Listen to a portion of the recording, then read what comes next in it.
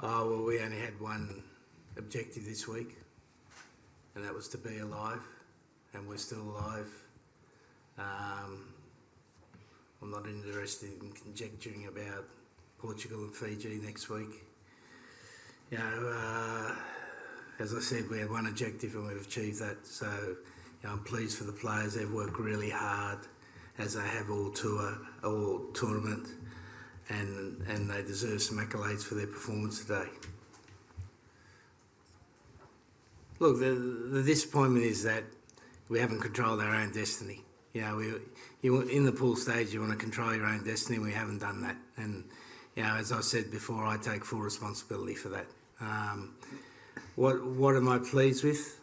When I look at the squad and I look at the number of players that have improved individually, I'm really pleased.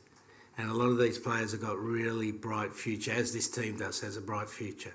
And if we stick at it, keep working hard, keep focusing on the things that are important, we'll be a good team, and you know, we won't have this somberness of what's involved around Australian rugby at the moment.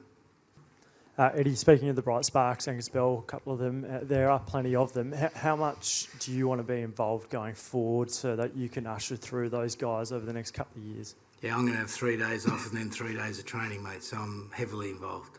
That's the only thing I have to worry about at this stage. But if it is... that's the only answer I'm going to give you at this stage. Okay, but if it is indeed... I just said that, mate. Okay? I don't mean to be rude, but I've got a focus to coach this week, which is 3 days off. You want to know where I want to go? Yeah. Oh, you want to know?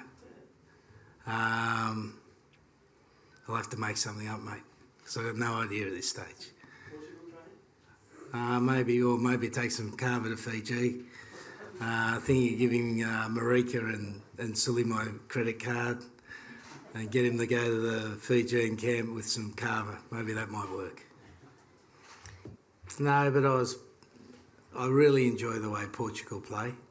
You know, the spirit they play with is fantastic, and I think Patrice Legisquet's done a great job coaching them. And, you know, we always knew they were going to have a period in the game where the ball goes side to side.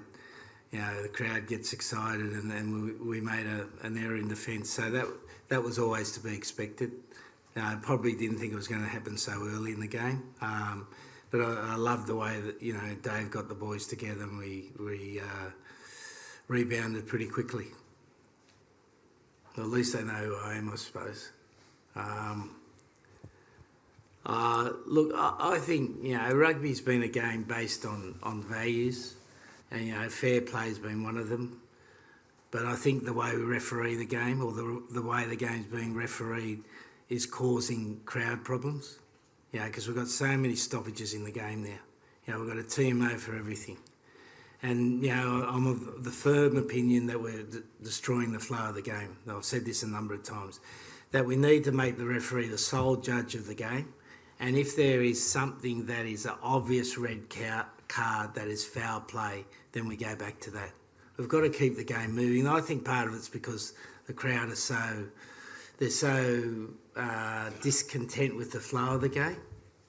You know, if you look at any game, I don't know how many minutes they spent down there for that team on the Maul try. You know, it was obvious it was a no try.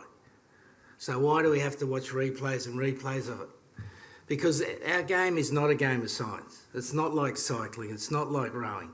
You know, it's a human game based on a contest for the ball where we've got a number of problems in each situation.